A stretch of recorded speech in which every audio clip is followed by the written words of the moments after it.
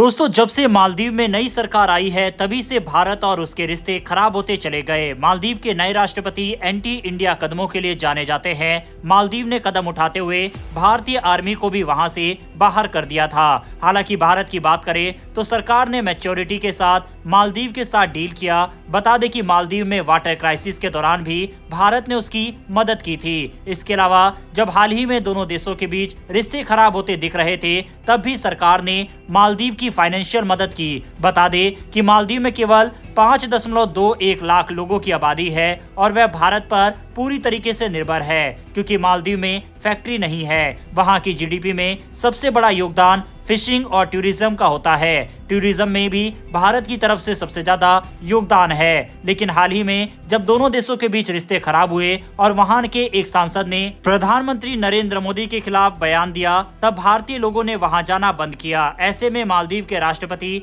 भारत दौरे पर आए। उन्होंने दोनों देशों के रिश्तों पर जोर दिया। इतना ही नहीं, उन्होंने आग्रह किया कि भारत के लोग वापस में मालदीव घूमने के लिए आए। हालांकि सिर्फ मालदीव ही नहीं, भारत भी उस पर डिपेंड है। दरअसल भारत का 50% एक्सटर्नल ट्रेड और 80% एनर्जी इंपोर्ट और एक्सपोर्ट मालदीव से होकर ही गुजरता है। इसके अलावा आतंकवाद से निपटने के लिए भी मालदीव काफी एक महत्वपूर्ण जगह है। इसी कारण से जब दोनों देशों के रिश्ते खराब हुए तब भारत सरकार की तरफ से कोई भी ऑफिशियल बयान सामने नहीं आया और सरकार ने $50 मिलियन की मदद भी की। इसके अलावा दोनों देशों के बीच करेंसी स्वैप एग्रीमेंट भी हुआ था। लेकिन एंटी इंडिया सोच वाले मालदीव के राष्ट्रपति ने चीन के साथ अपने रिश्ते बना लिए। दोनों देशों के बीच डिफेंस डील भी हो रही है। इसके अलावा चीन ने मालदीव को $1.37 बिलियन का लोन भी दिया है। वहीं बता दें कि दोनों देशों ने अब फ्री ट्रेड एग्रीमेंट को भी साइन कर लिया। अब ये होगा कि मालदीव को भारी नुकसान हो सकता है क्योंकि चीनी प्रोडक्ट्स अब मालदीव के मार्केट में आएंगे। ऐसे में एग्रीमेंट के तहत मालदीव उन पर टैरिफ भी नहीं लगा पाएगा। इसके चलते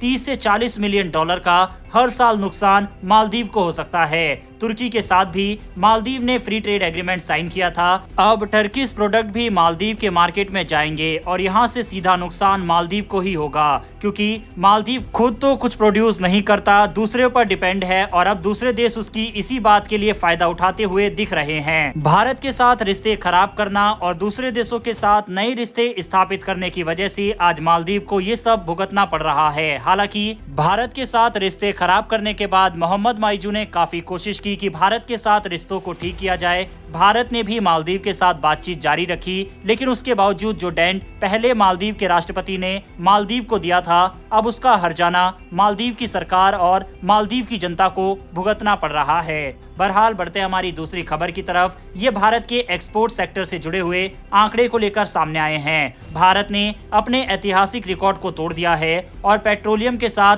नॉन पेट्रोलियम प्रोडक्ट का एक्सपोर्ट भी बढ़ा है। एक और जहां ग्लोबल लेवल पर एक्सपोर्ट धीमा है, लाल सागर अमेरिका के नए नियमों के कारण दुनिया भर में ट्रेड गिरा है, तो वहीं भारत का ट्रेड लगातार बढ़ रहा है। एक्सपर्ट का अनुमान है कि इस फाइनेंशियल ईयर के खत्म होते होते भारत $814 बिलियन का एक्सपोर्ट पूरा कर लेगा। बता दें कि पिछले साल ये $768 बिलियन तक था, यानी कि इसमें 5.58% की बढ़ोतरी हो सकती है। गुड्स में 2.34% की बढ़ोतरी के बाद ये $431 बिलियन से $441 बिलियन पहुंच सकता है। सर्विसेज में 337 से 372 बिलियन का आंकड़ा छू सकता है, जहां एक और वर्ल्ड मर्चेंटाइज ट्रेड वैल्यू 5% तक गिरी है। तो वहीं इसके अलावा यूएन ट्रेड का जो एवरेज डाटा है उससे कहीं ज्यादा भारत का एक्सपोर्ट है। भारत की तरक्की के पीछे का कारण भारत सरकार की बदलती पॉलिसी है।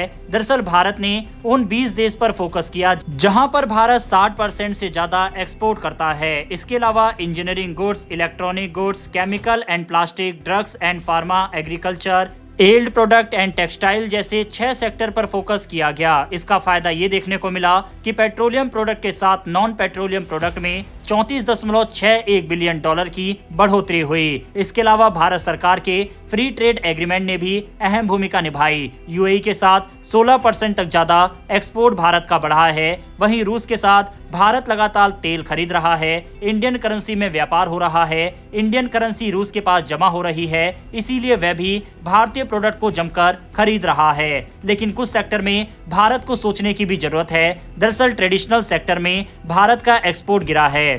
टेक्सटाइल गारमेंट जो कि 20 साल पहले 21.01% था वह 8% रह गया। जेम्स एंड ज्वेलरीज 16.9% से घटकर 7.5% हो गया है। इसके अलावा दुनिया की 17% आबादी वाला भारत ग्लोबल ट्रेड में केवल 1.82% तक की हिस्सेदारी रखता है। हालांकि 2014-15 में ये 1.69% थी, लेकिन फिर भी भारत की जनसंख्या के मुकाबले ये काफी कम है। सर्विसेज में भारत की हिस्सेदारी 3.15% से 4.38% पहुंच गई है। लेकिन एक बार फिर जनसंख्या के मुकाबले देखें तो भारत की हिस्सेदारी यहां भी कम है। इसके अलावा जीडीपी के मुकाबले भारत का एक्सपोर्ट कम हो गया। अपनी टोटल जीडीपी में से भारत 21.8% ही एक्सपोर्ट कर रहा है, जो कि पहले 23% तक का आंकड़ा था। यानी कि जो भारत डोमेस्टिक प्रोडक्ट बना रहा है उनका इतना प्रतिशत ही भारत विदेश में भेज रहा है। यानी कि साफ है कि भारत के एक्सपोर्ट का आंकड़ा तो बढ़ा है और धीरे धीरे ये $1 ट्रिलियन के करीब पहुंच रहा है। लेकिन इसके साथ ही काफी सारी चुनौतियां अभी भी भारत के सामने खड़ी है। बहरहाल दोस्तों, इस वीडियो में इतना ही। दोनों ही खबरों के ऊपर अपनी राय कमेंट बॉक्स में लिखकर बताइएगा। इन्फॉर्मेशन और वीडियो पसंद आई हो तो वीडियो को लाइक करके हमारी आने वाली डेली ऐसी वीडियो के लिए चैनल को सब्सक्राइब कर बेल नोटिफिकेशन अवश्य दबा लें। फिर मिलेंगे ऐसी एक नई वीडियो के साथ। धन्यवाद। जय हिंद।